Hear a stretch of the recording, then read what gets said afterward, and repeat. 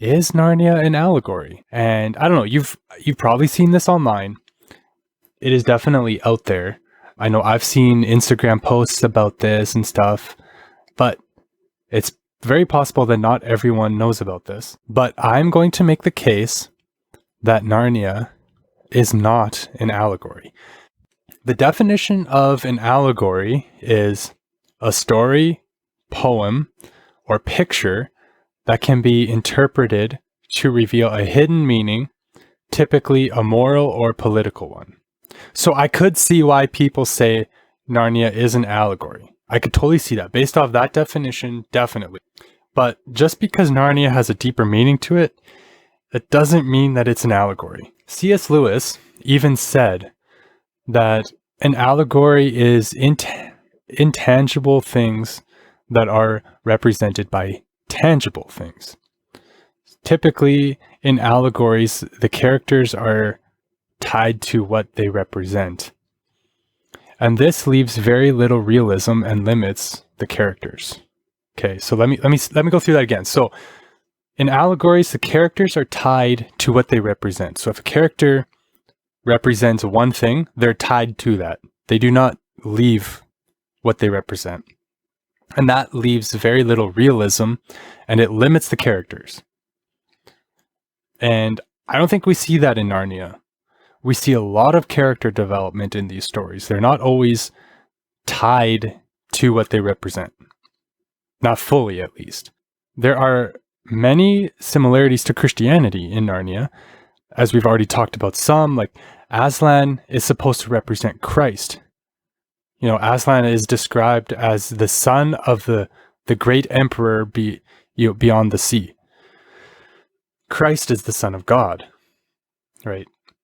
There are prophecies of both Aslan and Jesus, and Jesus is described as a lion. Aslan is a lion. The biggest comparison is Aslan dying on the stone table.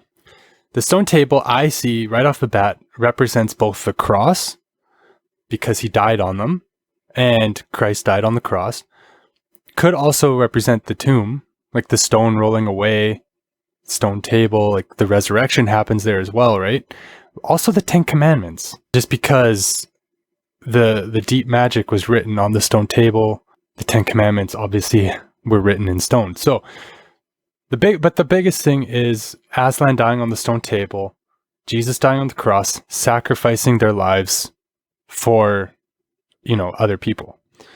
The White Witch, would represent the devil and the temptation of Adam and Eve, represented by Edmund being tempted by a Turkish delight, which, well, there's other episodes we're going to talk about that, but but even with that, Narnia had already fallen at that point, so it's not a direct one-to-one comparison because, when the devil tempted Adam and Eve and they sinned, then the world fell. Narnia had already fallen at this point, right? So there's not enough one-for-one comparisons for this to be an allegory. It starts to break down the further we go.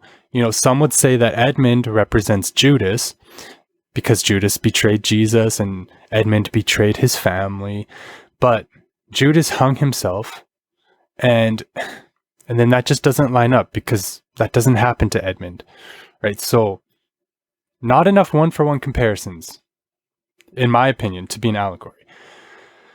And the biggest reason that I would argue Narnia is not an allegory is because C.S. Lewis said it's not. He said, and I quote, "Narnia is not an allegory. Instead, it's something called a supposal." End quote. So, a supposal, what is that? Well, one, it's the act or process of supposing. And two, something supposed. Hypothesized, a supposition of some sort. And Lewis wanted to answer the question of what if. So, here's another quote. "I did not say to myself, let us represent Jesus as he really is in our world, but by a lion in Narnia. I said, let us suppose that there were a land like Narnia, and that the Son of God, as he became a man in our world, became a lion there. And then imagine what would happen. End quote. We see from that quote, Aslan is not just a symbol for Jesus. He is Jesus. Now, okay, I don't want to, I'm not trying to start any sort of theological debates here. I'm not saying that, like, you know, we need to pray and worship Aslan the lion. No. But the idea that because Narnia is written as a supposal, he's asking the question of what if. So this is just basically like, what if there was another world out there, the world being Narnia, and instead of God choosing to send his son as a man, he sent his son as a lion? That's the question he's asking. What would happen? And so, not to spoil the episode, I will do the Voyage of the Dawn Treader, but Aslan explains to Lucy, while they stand outside of Aslan's country, that where he says that in her world, he goes by a different name. She must learn to know him by it. And to me, that is just plain as day. In our world, his name is Jesus. In there, his name is Aslan. So Lewis couldn't write Narnia as an allegory because it wasn't how he thought about it. He even explains that it all started with pictures in his head of a fawn with an umbrella, so Mr. Tumnus, and he had dreams of a lion.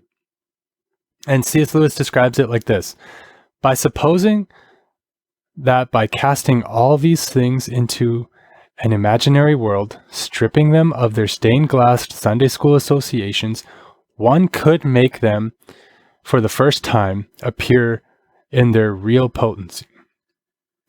Could one not steal past these watchful dragons? I thought one could. Watchful dragons is referring to how we as humans can put resistance to new ideas that challenge our beliefs. Lewis believed in telling stories, representing truth in ways that was compelling, that could lead to a deeper understanding of faith.